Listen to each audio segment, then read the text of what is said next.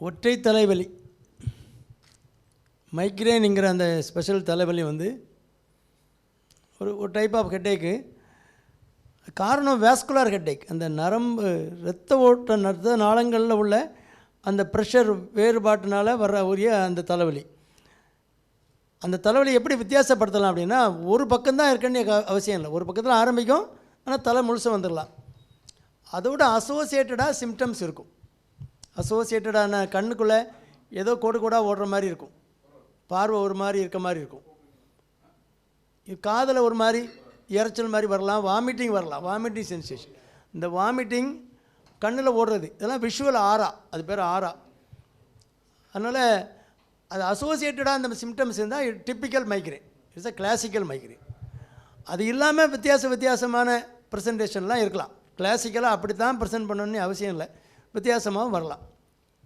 சிலருக்கு ஒரு இந்த வலி மட்டும் இருக்கும், வலி இல்லாமல் வித்தியாசமான ப்ரெசன்டேஷன்லாம் இருக்கும். அது நீங்கள் நியூராலஜிஸ்ட் தான் கண்டுபிடிப்பாங்க. அது டிப்பிக்கல் மைக்ரேன் இப்படி தான் இருக்கும். ஒரு சைடு ஹெட்டேக்கு, சிவியர் ஹெட்டேக்கு, வாமிட்டிங் வந்துடும். வாமிட்டிங் அல்லது கண்ணுக்குள்ளே அப்படி கோட்டு கூட ஓடுற மாதிரி விஷுவல் ஆராக இருக்கும். அந்த மாதிரி சிம்டம்ஸ் அசோசியேட்டடாக இருந்தால் இட்ஸ் எ கிளாசிக்கல் மைக்ரேன். அது சைனசைட்டிஸ்லேருந்து வித்தியாசப்படுத்தணும்.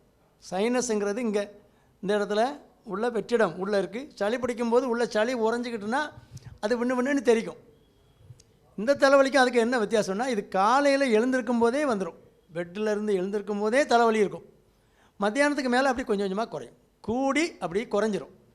இந்த தலைவலி கண்ட நேரமும் வரும். ப்ரிசிபிடேட்டிங் ஃபேக்டர்ஸ் மைக்ரேனுக்கு என்னென்னா, வெயிலில் போயிட்டு வந்தாலும் வந்துடும் சிலருக்கு.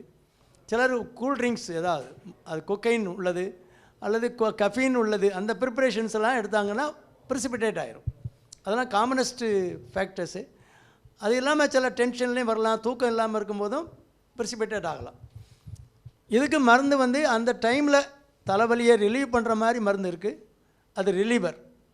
ஒரு மாத்திரையோ 2 மாத்திரையோ போட்டால் ரிலீவ் ஆகிடும். வாமிட்டிங் இருந்தால் வாமிட்டை அரெஸ்ட் பண்ண ஊசியோ மாத்திரையோ போட்டுட்டு அப்புறம் இந்த மாத்திரையை போட்டால் அரெஸ்ட் ஆகிடும்.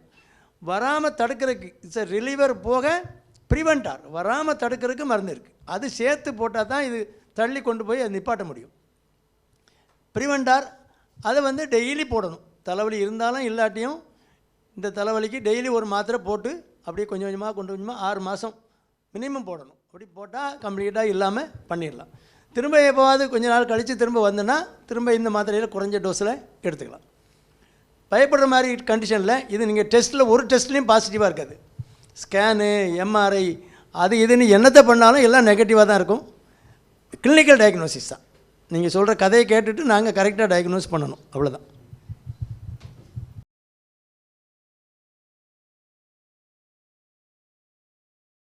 யூரிக் ஆசிட் என்பது ஒரு புரோட்டீன் வளர்சிதை மாற்றத்தில் உள்ள ஒரு கழிவுப் பொருள். புரோட்டீன் மெட்டபலைஸ் ஆகும்போது அதில் உள்ள எண்ட் ப்ராடக்ட் வந்து யூரிக் ஆசிட். இது வந்து மட்டன், சிக்கன் அந்த மாதிரி நான்வெஜ் அதிகமாக புரோட்டீன் நிறைய சேர்த்துக்கிறவங்களுக்கு அது கூடுனா அதனால் வரக்கூடிய ஒரு முக்கியமான கண்டிஷன் கவுட்டி ஆர்த்ரைட்டிஸ். கவுட்டுங்கிறது பொதுவாக காலில் பெருவிரலில் சுற்றி ஒரு பெரிய வீக்கம் வரும், கடுமையான வலி இருக்கும், செவந்து போயிடும், அந்த மாதிரி வரும். மற்ற ஜாயிண்ட்டுகள்லேயும் வலி வரலாம். கவுட்டி ஆர்த்ரைட்டிஸ் அது யூரிக் ஆசிட் அதிகமாக இருந்தால் வரக்கூடிய ஒரு கண்டிஷன். மற்றபடி கிட்னி, இரத்த குழாய்கள் இதுக்கெல்லாமே அந்த யூரிக் ஆசிட் அதிகமாக இருந்தால் கொஞ்சம் பாதிப்பு வரும். இருதயத்தில் உள்ள இரத்த குழாய்கள், அந்த ஜாயிண்ட் வலியை தவிர ஒரு மசில் வீக்னஸ்ஸு, ஒரு தளர்ச்சி ஜென்ரலாக உள்ளது. மற்றபடி இரத்த குழாய்களில் அடப்பு, கிட்னி பாதிப்பு, அதில் சின்ன நிறையா அந்த புரோட்டீன் வந்து அந்த யூரிக் ஆசிட் டெபாசிட் ஆகுனா நிறைய காம்ப்ளிகேஷன்ஸ் இருக்குது. இதை குறைக்கிறதுக்கு புரோட்டீனை குறைச்சிக்கணும். புரோட்டீன் இன்டேக்கு நிறையா மட்டன், சிக்கன் டெய்லி சாப்பிட்ற ஆட்கள் இருப்பாங்க, குறைச்சிக்கணும். வெஜிடேரியன்ஸுக்கு வருதுன்னா அவங்க பருப்பு வகைகள், பால் அதெல்லாம் கொஞ்சம் குறைச்சிக்கணும். புரதச்சத்து அதிகமான உணவுகளை குறைச்சிக்கணும். அப்புறம் யூரிக் ஆசிடை குறைக்கிறதுக்குன்னு மாத்திரைகள் இருக்குது. அலோபியூரனால்னு ஒரு மாத்திரை அந்த காலத்தில் இருந்தது. அது வந்து கொஞ்சம் சைடு எஃபெக்ட் அதிகமாக இருக்குங்கனால இப்போ ஃபெபிஸ்டாட் அப்படின்னு ஒரு மாத்திரை வந்திருக்கு. அந்த மாத்திரை 40 மில்லிகிராமில் ஒரு மாத்திரை டெய்லி போட்டுக்கிட்டிங்கன்னா அது கூடுதலாக இருக்கவங்களுக்கும் அதை குறைச்சி வச்சுக்கிடும். பொதுவாக 6க்கு கீழே இருக்கணும், 6 மில்லிகிராம் கீழே இருக்கணும். 7, 8, 9 போச்சுன்னா நான் சொன்ன கண்டிஷன்ஸ்லாம் வரும், ப்ராப்ளம் வரும். அதெல்லாம் மாத்திரை மருந்து மூலமாக சரி பண்ணிக்கலாம். உணவையும் கட்டுப்பாடாக வச்சுக்கிட்டால் சரி பண்ணி.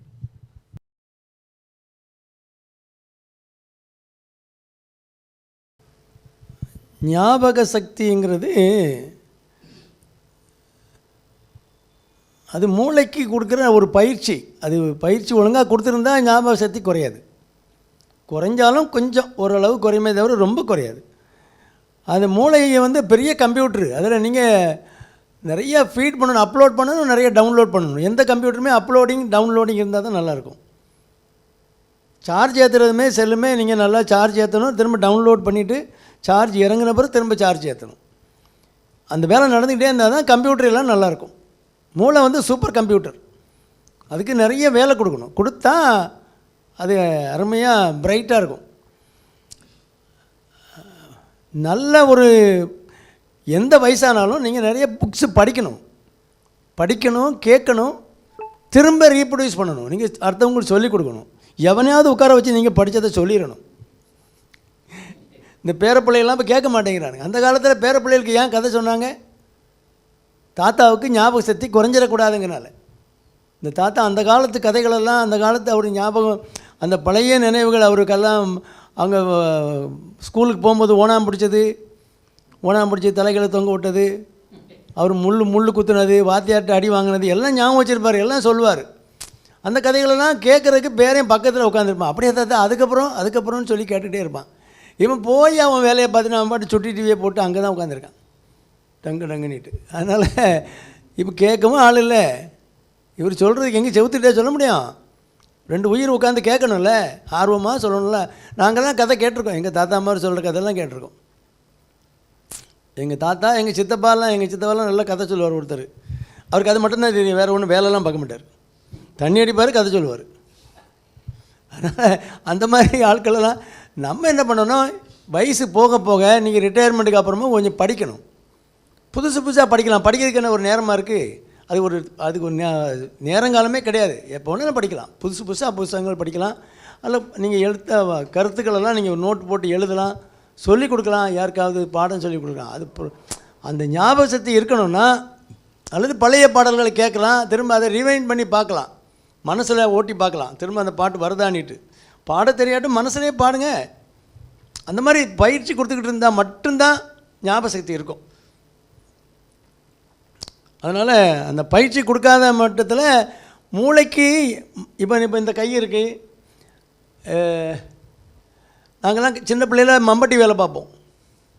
இந்த மசில் வந்து இப்படி எடுத்து காட்டுவோம், பெரிய சண்டியர் மாதிரி காட்டுவோம். ஏன்? அதுக்கு வேலை கொடுத்ததுனால நல்லா ஹெல்த்தியாக இருக்குது. இப்போ மம்பட்டி வேலைலாம் ஒன்றும் கிடையாது. இப்போ மசில் எடுத்து காட்ட முடியாது. இப்போ அது சூம்பி போயிடும். Disuse atrophy. எந்த ஒரு ஆர்கனாக இருந்தாலும் நீங்கள் உபயோகப்படுத்தாமல் இருந்தால் அது வந்து சுருங்கிடும். அதே மாதிரி மூளையும் அப்படி தான். அதுக்கும் சப்ளை குறைஞ்சிரும். நீங்கள் உபயோகப்படுத்தாத மூளை என்ன பண்ணும்? சப்ளை குறைஞ்சிரும். சினைல் டிமென்ஷியா, ஏஜ் ஆனால் வரக்கூடிய ஞாபக மறதிக்கு தனியாக ஒரு பேர் இருக்குது, சினைல் டிமென்ஷியா. அந்த டிகிரி வந்து மாறும், நீங்கள் யூஸ் பண்ணுறது பொறுத்து மாறும். இப்போ எந்த ஸ்டேஜில் இருக்கோ அந்த ஸ்டேஜிலையாவது நிப்பாட்டலாம் அந்த ஞாபக சக்தியை. அப்படின்னா இப்போவும் நீங்கள் முயற்சி பண்ணணும், படிக்கணும், சொல்லிக் கொடுக்கணும், படிக்கணும், திரும்ப ஞாபகப்படுத்தி பார்க்கணும். அந்த மாதிரி மூளைக்கு வேலை கொடுத்தா அந்த நியூரான்ஸ் எல்லாம் ஆக்டிவாக இருக்கும். அதை செய்யுங்க. ஆனால் அதுக்கு அது ஏஜ் போக போக குறையிறது சகஜம். சினைல் டிமென்ஷியாங்கிறது ஏஜ் போக போக ஏஜ் ரிலேட்டட் அட்ரஃபி. ஏஜ் ஆனால் மூளை வந்து அந்த செல்கள் அந்த சரியாக சப்ளை போகாமல் அட்ரஃபினானது அப்படியே காஞ்சி போகிறது. அந்த செல்கள் எல்லாம் இல்லாமலே போயிடும். அது மாசே சுருங்கிடும். மூளைகளுடைய மாசு யூஸ் பண்ணுறதை பொறுத்து இருக்குது. டயபெட்டிஸு, ஹைப்பர் டென்ஷன் அதெல்லாம் கண்ட்ரோலில் வச்சு நல்லா இந்த பயிற்சியும் கொடுத்தீங்கன்னா அட்லீஸ்ட் இனியாவது இதுக்கு மீறி ஞாபக சக்தி குறையாமல் பார்த்துக்கலாம். ஆனால் ஞாபக சக்தி குறைக்கிற மாதிரி சில வியாதிகள் இருக்குது. அது வந்து ரொம்ப ட்ரீட்மெண்ட்டு ஒன்றும் பிரமாதமாக ஒன்றும் ஹெல்ப் பண்ணாது. அந்த மாதிரி நரம்பு சம்பந்தமான வியாதிகளும் இருக்குது. அல்சைமர்ஸ் டிசீஸ்னு ஒரு வியாதி இருக்குது. அந்த அல்சைமர்ஸ் டிசீஸில் வந்து அவங்களுக்கு அந்த டிசிஷன் மேக்கிங்கே போயிடும். அவங்க என்ன பண்ணுறோன்னு தெரியாது. ஒரு சின்ன குழந்தை மாதிரி ஆயிடுவாங்க. சும்மா அப்படி எங்கேயாவது போய் ஒன்று கடிச்சிட்டு வந்துடுவாங்க. பெரிய வயசான ஆட்கள். அவர் ஒம்பு பண்ணுறதுக்காக பண்ணலை, அது ஒரு வியாதி. அது காக்னிட்டிவ் ஃபங்க்ஷன் போயிடும்.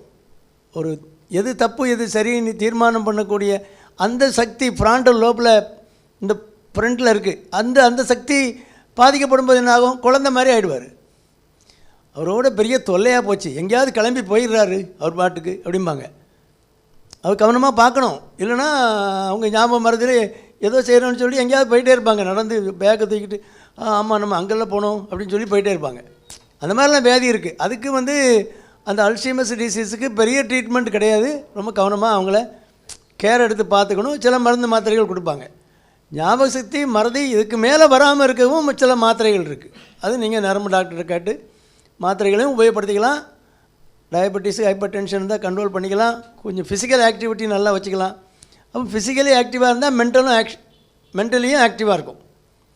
கொஞ்சம் டெய்லி முடிஞ்ச அளவுக்கு கொஞ்சம் நடந்து போயிட்டு நல்ல ஃப்ரூட்ஸு வெஜிடபிள்ஸு சாப்பிட்ற மாதிரி பழக்கப்படுத்திக்கிட்டு அப்படி மூளைக்கும் கொஞ்சம் வேலை கொடுத்தா ஞாபக சக்தி இதுக்கு மேலே குறையாமல் பார்த்துக்கலாம்.